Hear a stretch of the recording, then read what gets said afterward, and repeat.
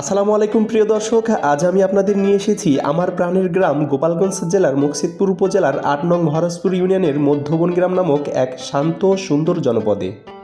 আজকে এই ভ্রমণে আমার সঙ্গে আছে আমার ছোট ভাই এবং তার বন্ধুরা। আমরা সবাই মিলে নৌকায় চড়ে বেরিয়ে পড়েছি গ্রামের পাশ দিয়ে বয়ে চলা কুমার নদের শাখা নদীর বুকে। নদীর এক পাশে আমাদের গোপালগঞ্জ জেলার সবুজ গ্রাম, আর অন্য পাশে দেখা যায় ফরিদপুর জেলার মানুষের বসতি। নদীর বুকে ভেসে চলতে চলতে মনে হয় প্রকৃতি যেন দুই জেলাকে এক অদৃশ্য বন্ধনে বেঁধে রেখেছে। চারিদিকে শুধু সবুজ আর সবুজ। নদীর পার ঘেঁষে দাঁড়িয়ে আছে সারি সারি গাছ, দূরে বিস্তীর্ণ মাঠ। গ্রামের সহজ সরল মানুষগুলো তাদের দৈনন্দিন কাজে ব্যস্ত। কেউ নদীর জলে বাংলার সোনালি আঁশ পাট ধুয়ে নিচ্ছেন, কেউ আবার সেই পাট নৌকায় তুলে রাখছেন, আর কেউ ছোট্ট ছোট্ট ডুঙ্গা নৌকায় করে পাট পরিবহন করছেন।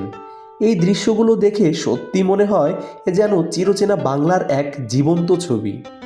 মানুষের পরিশ্রম, নদীর স্রোত আর প্রকৃতির মায়াবী রূপ মিলিয়ে তৈরি হয়েছে এক অনন্য সৌন্দর্য।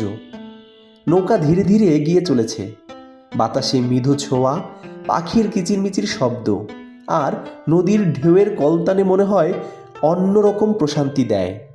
শহরের কোলাহল থেকে দূরে এই নদী আর গ্রাম মানুষের জীবন যেন আমাদের শিখিয়ে দেয় সরলতা, পরিশ্রম আর প্রকৃতির সঙ্গে মিশে থাকার আনন্দ। কুমার নদের এই শাখা নদী শুধু একটি জলপথ নয়, এটি এই অঞ্চলের মানুষের জীবিকা, সংস্কৃতি ও আবেগের এক অবিচ্ছেদ্য অংশ। এই নদীকে ঘিরেই গড়ে উঠেছে মানুষের জীবন, গল্প আর স্মৃতি। আজকে এই নৌকা ভ্রমণ আমার কাছে শুধু একটি ভ্রমণ নয়, এটি শৈশবের স্মৃতি, গ্রামের মানুষের ভালোবাসা এবং বাংলার প্রকৃতি সৌন্দর্য নতুন করে অনুভব করার একটি মুহূর্ত।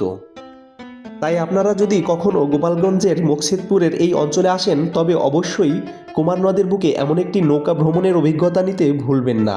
আজকের ভিডিও এই পর্যন্তই, দেখা হবে অন্য কোনো ভিডিওতে।